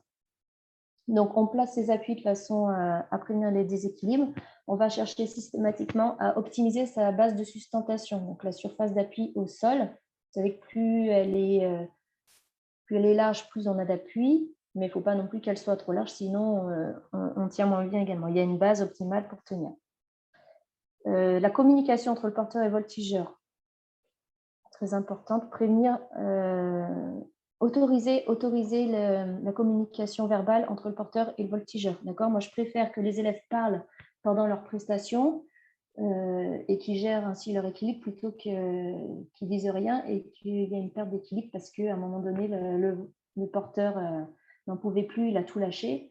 Donc, le porteur doit prévenir le voltigeur si jamais il a mal ou si jamais il sent qu'il va s'écrouler parce qu'il ne tient plus l'équilibre. D'accord? Donc ensuite, assurer la qualité des saisies en termes de prise. Donc ça, c'est des consignes sur les prises. On le verra au cas par cas sur les figures, quelle prise on utilise. Respecter les alignements segmentaires, essentiellement le dos, le verrouillage des coudes qu'on a vu juste avant. Diriger et ajuster le montage, ça c'est quand le voltigeur monte sur moi, je n'hésite pas à lui dire si, eh ben là, tu montes ton pied sur mes épaules, là, à ce niveau-là, ça me fait un peu mal. Décale un peu sur la gauche, décale un peu sur la droite. Il faut absolument ne pas hésiter à diriger le voltigeur. Voilà. Et alors ça, c'est un peu plus compliqué. Lorsque le voltigeur redescend aux chutes, essayez d'accompagner la chute. Ça va être un bon niveau. Voilà. Et ben, ne pas hésiter à demander de l'aide sur des figures difficiles. Les consignes spécifiques pour le voltigeur. On monte et on descend en 10 secondes. Donc, on sait avant de monter quelle figure on va faire, d'accord? Mais également important, on monte sans à-coups, d'accord? Et on redescend sans à-coups également. Interdiction de sauter, de prendre une impulsion sur le dos du porteur. Donc, de toute façon, dans la majeure partie des cas, le démontage se fait dans le sens inverse du montage, sauf si vous demandez de faire un montage et un démontage original, d'accord? Mais un premier niveau, on monte et on descend dans le sens inverse du montage. Donc, on prend appui sur des parties fixes et solides du corps du porteur, dans le prolongement des appuis. Donc, souvent, c'est les épaules ou le bassin, ça peut être les genoux, d'accord? On prévient en cas de déséquilibre, d'accord? Pour les figures au-delà du duo, donc quand vous avez plus de 2 personnes, c'est le voltigeur le plus élevé qui descend en premier, ou alors le voltigeur qui est dans une position la plus instable qui descend en premier, d'accord? Si vous avez un trio avec un porteur qui tient un voltigeur en position d'équilibre et un autre voltigeur qui est en position, debout, en fait, par exemple sur les cuisses du porteur, on fait descendre d'abord le voltigeur qui est en équilibre sur les mains. Également très important, quand on utilise quand on a plusieurs acrobates, quand on a des figures difficiles, on n'hésite pas à utiliser des paliers intermédiaires pour tester la figure avant de la monter de façon complète.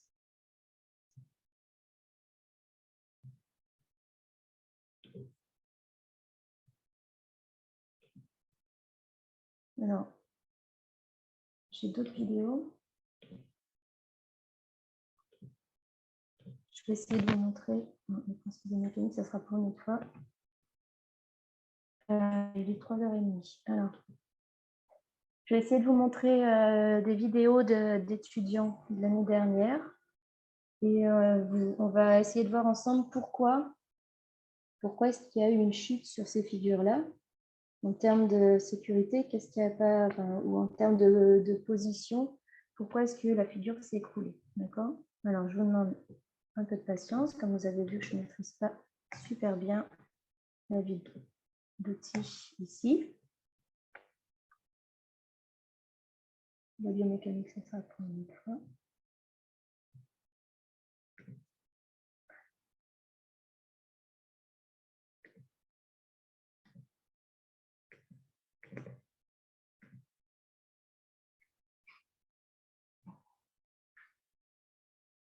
C'est bon, vous l'avez? Donc, c'est une figure en contrepoids. Là, la voltigeur lâche une main et hop, la chute. Alors, est-ce que vous l'avez eu, la vidéo? Ok, vous ne l'avez pas eu. Bon, alors attendez, je vous la remets, désolée. Du coup, j'ai parlé toute seule, je vous la remets tout de suite.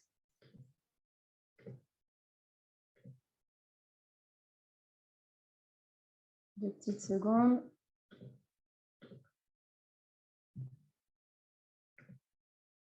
Partage.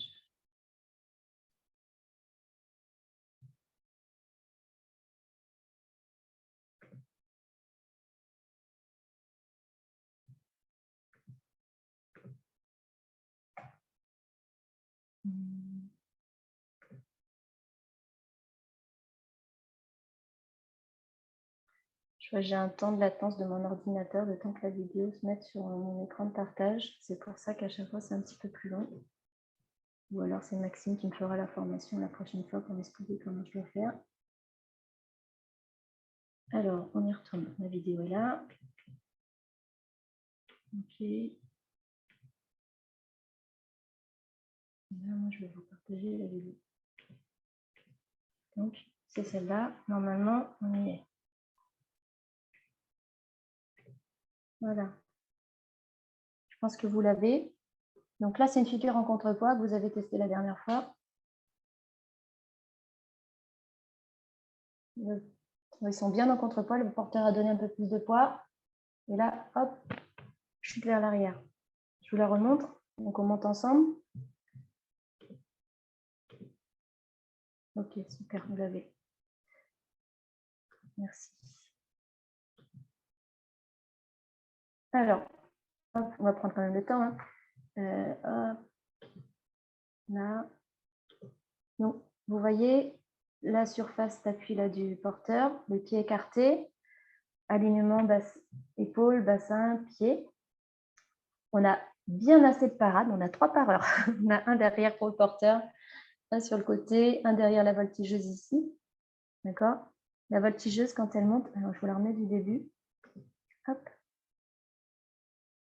Donc les pieds au niveau des cuisses, la prise poignet, poignet, d'accord? Elle monte un peu au-dessus et après elle se penche, on tend les bras pour chercher le contrepoids. Hop, qu'est-ce qui se passe à ce moment-là? Donc là, lui, il donne un peu plus de contrepoids.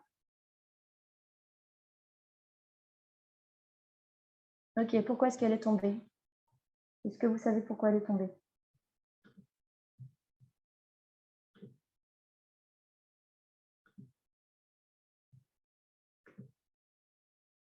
Vous pouvez me répondre dans la discussion ou faire une annotation directement sur la vidéo si vous y arrivez. Là, en termes de sécurité, on est bon, d'accord? C'est juste en termes d'efficacité. Pourquoi est-ce que la figure statique ne peut pas être... Enfin, oui, c'est une figure statique. Pourquoi est-ce qu'elle ne peut pas être validée? Elle n'a pas tenu 3 secondes dans la position finale, parce que la position finale, c'était la voltigeur devait enlever une main. Qu'est-ce qui s'est passé? Si vous avez des élèves qui font ça, quelles consignes vous pouvez leur donner pour qu'ils refassent la figure et que cette fois, ils soient en réussite?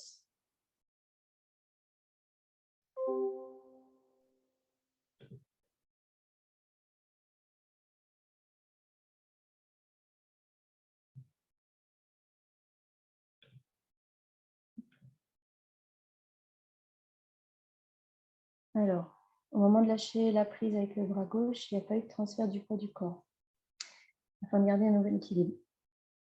Il n'y a pas eu de transfert du poids du corps. En fait, si, elle a fait un transfert du poids du corps, mais elle l'a fait beaucoup trop brusquement, beaucoup trop fort. Elle n'aurait pas dû, tout simplement, elle n'avait pas besoin de transférer plus de poids de corps vers l'arrière parce qu'elle était déjà en position d'équilibre. Lâcher un bras, ça va pas lui demander de reculer beaucoup, vraiment, de cette façon très sensible. Donc, en fait, là, ce qui s'est passé, c'est que l'équilibre a été rompu parce que elle s'est trop penchée vers l'arrière au moment du lâcher du bras. Donc, elle a éloigné son... Si on devait centre de gravité entre le porteur et la voltigeuse, le centre de gravité, il s'est décalé et il est sorti. Alors ça, c'est de la biomécanique, on verra un peu plus précisément la prochaine fois si on a le temps. Centre de gravité du porteur, il est là, la voltigeuse, il est au milieu là, d'accord? Et en fait, sur une figure, on essaie de voir où se trouve le centre de gravité de la figure. Donc, il est entre les deux là, si on trace un trait, il est au milieu. Et comme elle s'est reculée, le centre de gravité, il a reculé aussi. Et du coup, il est sorti, le centre de gravité de la figure là, il est sorti de cette base-là, la base de sustentation. Il faut essayer de maintenir le centre de gravité de la figure au-dessus de la base de sustentation des appuis du porteur. Comme là, elle s'est reculée, le centre de gravité de la figure a reculé, et c'est pour ça qu'il y a eu une chute déséquilibre. Donc la consigne qu'on peut lui donner, c'est quand tu lâches la main, tu recules pas, tu ne donnes pas plus de poids ou vraiment très légèrement, tout doucement. Ouais, même au début, elle a voulu, quand elle est montée, elle a voulu presque se pencher trop vite, elle s'est reprise.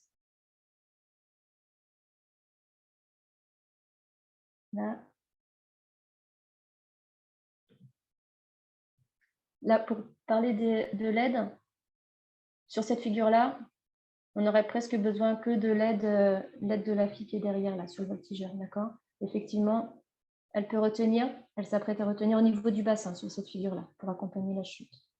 D'accord. Je vous remets, on va voir une autre vidéo.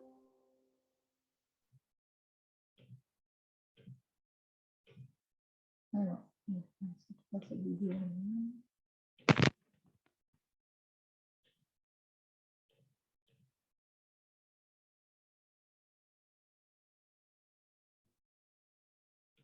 Alors, même chose, je ne suis pas sûre que vous l'ayez tout de suite, je vais vous partager.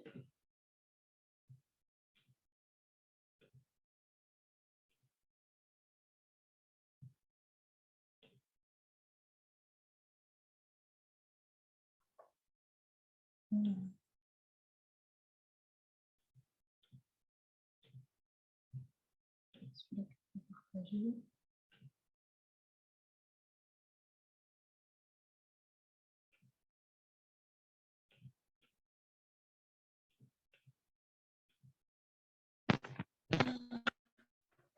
Ça va arriver. Je vous en montre une dernière et ensuite on va enchaîner sur la préparation de la prochaine intervention pratique.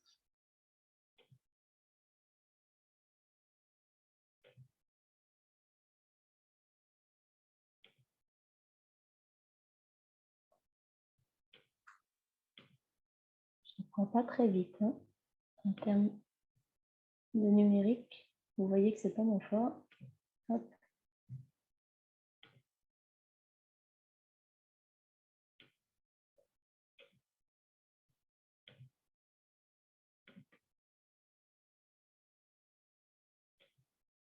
Voilà, celui-là.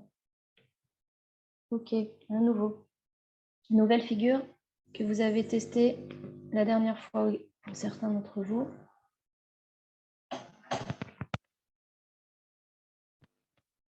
On regarde une fois en entier, après on commente.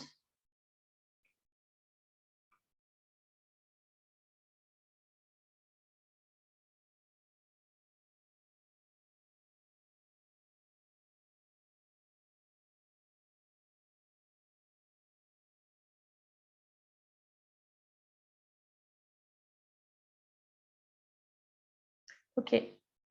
Alors celle-là, ce n'est pas une figure statique, c'est une figure, enfin si, pardon, c'est une figure statique, mais qui a une phase dynamique, où il y a un changement de position. Alors on la remonte et on commente ensemble. On a le porteur qui a des appuis larges, c'est bon. Alignement du dos. Le voltigeur monte en appui sur les cuisses. Ça va, c'est à peu près coordonné. L'aide est derrière, c'est une bonne position pour éviter la chute du voltigeur. Donc là, la consigne prise poignet. Et le passage là qui est un petit peu délicat. Et là, normalement, on a 3 secondes. Alors, ça n'a pas tenu 3 secondes. Pourquoi? Est-ce que quelqu'un veut me dire pourquoi ça n'a pas tenu 3 secondes? Pourquoi est-ce que le voltigeur est tombé?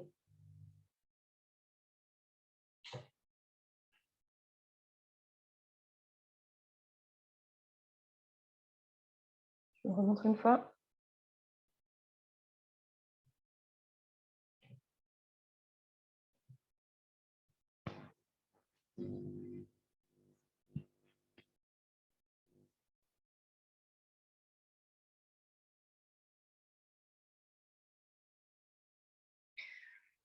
Autant vous dire que le pareur qui est là, il ne sert à rien. D'accord? Ouais, d'ailleurs, il est même très mal placé parce que si son camarade tombe, il se prend sur le nez. Alors là, hop, il tombe. Parce que c'est le même problème que tout à l'heure. C'est toute la difficulté des figures en contrepoids. Hop, il est tombé parce qu'il s'est trop penché en avant. On le voit très bien. Hein. Là, alors c'est pareil, si on doit dessiner le centre de gravité, le porteur, il est bien aligné. Centre de gravité au-dessus de ses appuis. Et là, le voltigeur, son centre de gravité, si on fait la projection, c'est en bas, d'accord? Et il se penche trop en avant, du coup. Rupture de l'équilibre, d'accord?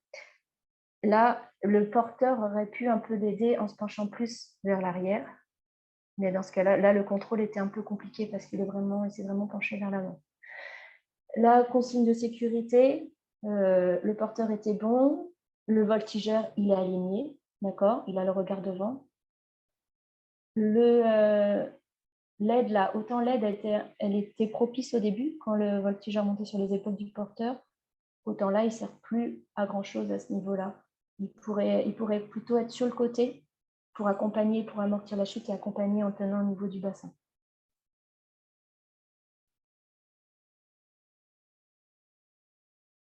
Voilà. Alors, est-ce que sur les consignes que je voulais vous donner aujourd'hui, donc l'objectif du cours théorique, c'était de vous présenter l'acrosport pour voir quel était le problème fondamental de l'activité acrosport par rapport à d'autres activités qu'on pourrait enseigner en milieu scolaire, quels sont les enjeux de formation, et voir ensemble comment on peut assurer la sécurité pour des élèves en cours de PS sur de l'acrosport. Là, on a fait le tour, et la prochaine fois en pratique, j'aimerais qu'on mette ça, que vous mettiez ça en pratique, c'est-à-dire animer certaines situations d'apprentissage sur les thèmes que je vais vous proposer, et surtout assurer la sécurité des élèves. Donc, veiller à la sécurité des élèves en donnant des consignes, en mettant en œuvre les consignes qu'on a vues ensemble. Est-ce que vous avez déjà des questions sur ce que je vous ai montré, des choses que vous n'avez pas comprises, ou s'il y a des précisions que vous voulez qu'on apporte, des choses qu'il faut qu'on revoie ensemble?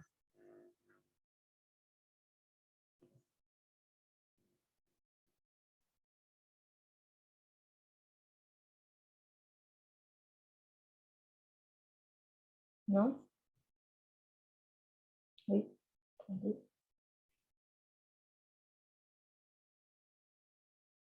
Oui. Ok, si vous avez rien, on va aller sur les situations.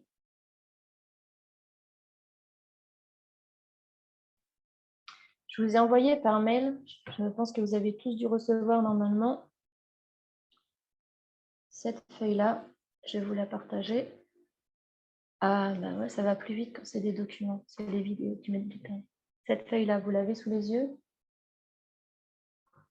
Vous l'aviez simplement. Alors, on aurait été en présentiel. En fait, je voulais vous faire travailler par petits groupes pour que vous prépariez votre intervention pour la prochaine séance pratique qu'on aura ensemble, je ne sais pas quand, puisque la séance de vendredi a été annulée. Enfin, elle est reportée, elle n'est pas annulée, elle est reportée à une date ultérieure, mais pour l'instant, on n'a pas eu de réponse de l'administration. En tout cas, on aura bientôt une séance pratique de 3 heures au gymnase de Fouilleul. Et à ce moment-là, j'aimerais que par groupe de 3 ou 4 étudiants, vous proposiez des situations d'apprentissage aux autres étudiants, comme si c'était des élèves. Et donc, il y a 4 thèmes que je voudrais que vous répartissiez en 4 groupes. Premier thème, la problématique est la suivante, c'est que vous prenez juste en main vos élèves. Donc, il va falloir proposer un échauffement pour vos élèves, d'autant plus que vous avez des élèves qui sont assez excités, qui ne sont pas du tout concentrés. Et comme vous l'avez vu, un des principes à mettre en place en acrosport, c'est déjà assurer la concentration des élèves, qu'ils soient concentrés sur eux, sur leurs partenaires, pour qu'ils puissent gérer des positions d'équilibre et qu'ils évitent les chutes. Donc, proposer un échauffement qui permette aux élèves de rentrer dans une attitude d'écoute et de respect des consignes de sécurité. C'est un premier thème que j'aimerais que vous répartissiez. Ensuite, deuxième thème,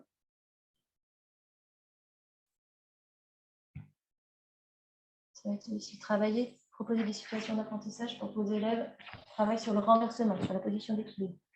Vous constatez que vos élèves font des figures avec voltigeur uniquement en position verticale, c'est-à-dire debout, sur les pieds, d'accord, ou à genoux, mais pas, en tout cas pas en position sur les mains. Donc j'aimerais que vous trouviez des situations d'apprentissage, une ou deux, pour permettre à vos élèves de s'engager dans des figures avec le voltigeur en position inversée pour aller jusqu'à l'équilibre, d'accord. Qu'est-ce qu'on peut proposer à ces élèves pour qu'ils progressent dans la posture équilibre sur les mains, et donc après qu'ils aient accès à des figures d'acrosport de plus en plus difficiles et qui leur apporteront plus de points. Troisième thème, travailler sur la tonicité et l'alignement de vos élèves. Constatez que vos élèves ne sont pas du tout alignés lors des figures collectives. Il y a beaucoup de déséquilibre, ça ne tient pas 3 secondes. Proposer des situations d'apprentissage pour leur permettre de gagner en tonicité et en alignement. Donc, travail sur la tonicité et sur l'alignement. Dernier thème, travailler sur les roulades avant et sur les roulades arrière. Donc là, c'est pour des élèves qui n'ont jamais fait de gymnastique et qui n'ont pas un grand répertoire d'éléments gymniques. On aimerait que vous leur proposiez des situations pour faire des roulades avant, roulades arrière, puisque ça va les aider ensuite pour complexifier les montages, démontages de leur figure et surtout pour proposer des liaisons acrobatiques entre leurs figures. D'accord ?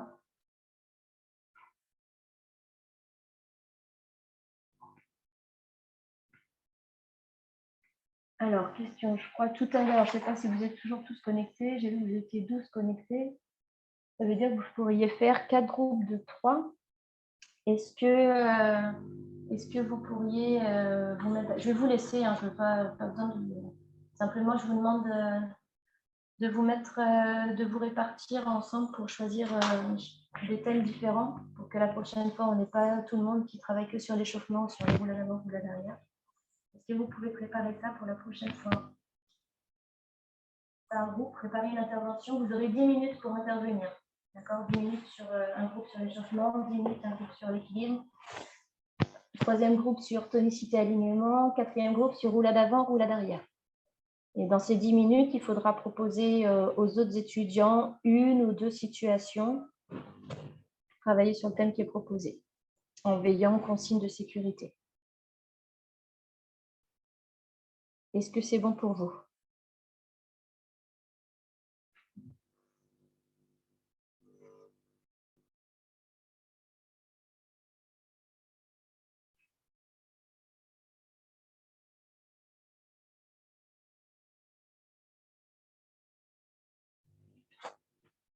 Et alors, ce que je vous propose, ce qu'on va faire, le PowerPoint, normalement, vous l'avez déjà tous eu.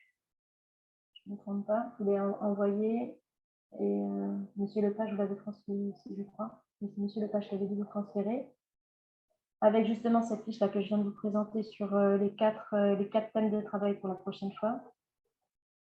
Est-ce que vous voulez que je vous envoie également les vidéos que je vous ai montrées aujourd'hui? Est-ce que vous avez besoin de les revoir ou est-ce que c'est bon? Je sais que tout le monde n'a pas un gros débit, on ne va peut-être pas tous que voir les vidéos. Je vous mets ça sur WeTransfer ou pas?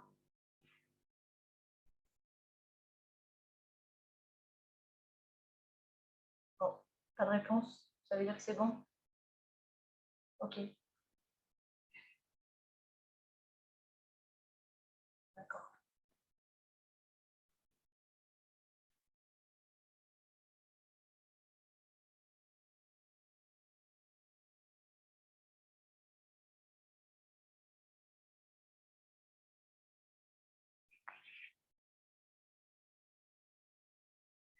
Bon, bah, écoutez, si vous n'avez pas plus de questions et que c'est bon pour vous, moi, je vous propose qu'on mette fin à la réunion d'aujourd'hui. Je m'excuse pour tous les désagréments techniques qu'on a rencontrés. C'était une solution de dernière minute. Je ne voulais pas reporter ce cours à plus tard parce que ça aurait été un peu compliqué après de trouver des créneaux. J'espère que vous n'avez pas tous lâché en cours de route. Bonne fin de soirée. Et du coup, voilà, on se revoit dès qu'on a les dates. Je vous tiens au courant sur la prochaine date de pratique. Et je vous solliciterai pour voir si vous avez pu constituer des groupes sur les 4 thèmes de travail.